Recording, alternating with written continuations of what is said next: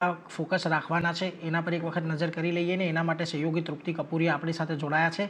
તૃપ્તિ, કયા ખાસ brokerage report પર આજે નજર રાખવાની છે? નીરજ, શરૂઆત આપણે એચડીએફસી બેંકથી જ કરશું. તો એચડીએફસી બેંકમાં આપણે જોયું હતું કે ગઈકાલે પણ તેના $200 કરોડ જે એમએસસીઆઈની ખરીદારીના જે સમાચાર આવ્યા હતા અને ત્યારબાદ એક બ્રોકરેજ રિપોર્ટ જાહેર થયા છે અને પોઝિટિવ ડિપોઝિટ જે એના ક્વાર્ટર 4 ના અપડેટ જે આવ્યા છે તેના પર આપણે બ્રોકરેજ રિપોર્ટ પર નજર કરીએ તો એચડીએફસી બેંક પર HSBCએ ખરીદારીની સલાહ આપી છે અને લક્ષ્યાંક તેમને $1750 પ્રતિ શેર કર્યા છે.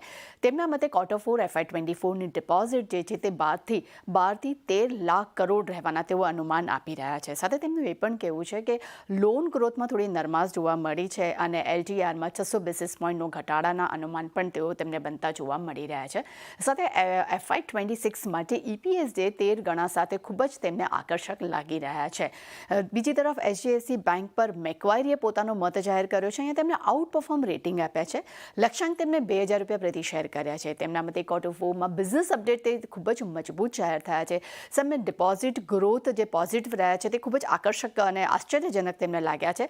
પરંતુ સામે તેમનું એ પણ કહેવું છે કે કોર્પોરેટ લોન ગ્રોથ અને LDRમાં ઘટાડો નોંધાતો જોવા મળ્યો છે અને હાલમાં તેમના વેલ્યુએશન જે છે HDFC બેંકના ખૂબ જ આકર્ષક લાગી રહ્યા છે અને તેમના મતે હવે આ સમય જે છે તે બેંકને એડ કરવાનો તેમને કહ્યું છે. ત્યાં જ બીજી તરફ HDFC બેંક પર મોર્ગન સ્ટેનલીએ ઓવરવેટ રેટિંગ આપ્યા છે. અહીંયા લક્ષ્યાંક તેમને $1900 પ્રતિ શેર કર્યા છે. તેમના મતે ક્વાર્ટર 4 અપડેટમાં ડિપોઝિટ ગ્રોથ જે છે ખૂબ જ મજબૂત રહ્યો છે. ઓવરઓલ ડિપોઝિટ ગ્રોથ YOY ધોરણે 17% વધતો જોવા મળ્યો છે. સામે રિટેલ ગ્રોથ QOQ ધોરણે 7% મજબૂત રહ્યા છે.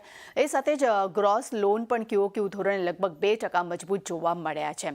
ત્યાં જ HDFC બેંક પર નોમુરાએ પોતાના ન્યુટ્રલ રેટિંગ આપ્યા છે અને લક્ષ્યાંક તેમને $1625 પ્રતિ શેર આપ્યા છે. તેમના મતે પ્રી ક્વાર્ટર 4 અપડેટમાં ડિપોઝિટ ગ્રોથ મજબૂત રહી છે પરંતુ સામે લોન ગ્રોથમાં નરમાશ જોવા મળી છે અને ડિપોઝિટ ગ્રોથ QOQ ધોરણે 7.5% મજબૂત જોવા મળી છે. એટલે HDFC બેંક તરફથી આપણને સારા એવા બ્રોકરેજ રિપોર્ટ જોવા મળ્યા છે. એટલે આજે આ કાઉન્ટર તો આપણા રડારમાં જ રહેશે. તે સાથે સામે બીજી બેંક પર નજર કરીએ તો AU સ્મોલ ફાઇનાન્સ બેંક પર નોમુરાએ પોતાના ન્યુટ્રલ રેટિંગ આપ્યા છે. અહીંયા લક્ષ્યાંક તેમને $1600 પ્રતિ શેર કર્યા છે. તેમના મતે પ્રી ક્વાર્ટર 4 અપડેટમાં ડિપોઝિટ અને લોન ગ્રોથ બંને જ ખૂબ જ મજબૂત જોવા મળ્યા છે. સાથે લોન ગ્રોથ YOY ધોરણે 25% વધી છે. સામે AUM ગ્રોથ જે છે તે YOY ધોરણે 28% વધતી જોવા મળી છે અને ક્વાર્ટર 4 FY24માં કાસા રેશિયોમાં 40 બેસિસ પોઈન્ટનો પણ સુધારો જોવા મળ્યો છે. ત્યારબાદ વોલ્ટાસ પર નજર કરીએ. ત્યાં HSBCએ ખરીદારીની સલાહ આપી છે.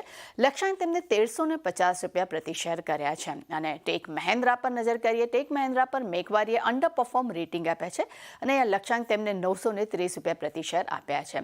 એટલે નીરજ, મારા તરફથી HDFC બેંક આજે ખાસ ફોકસમાં રહેશે કારણ કે બ્રોકરેજ રિપોર્ટ ખૂબ જ પોઝિટિવ તરફ એક્શન આપી રહ્યું છે અને આપણે જોયું છે કે ઓપનિંગ પણ ખૂબ જ સારું જોવા મળ્યું છે.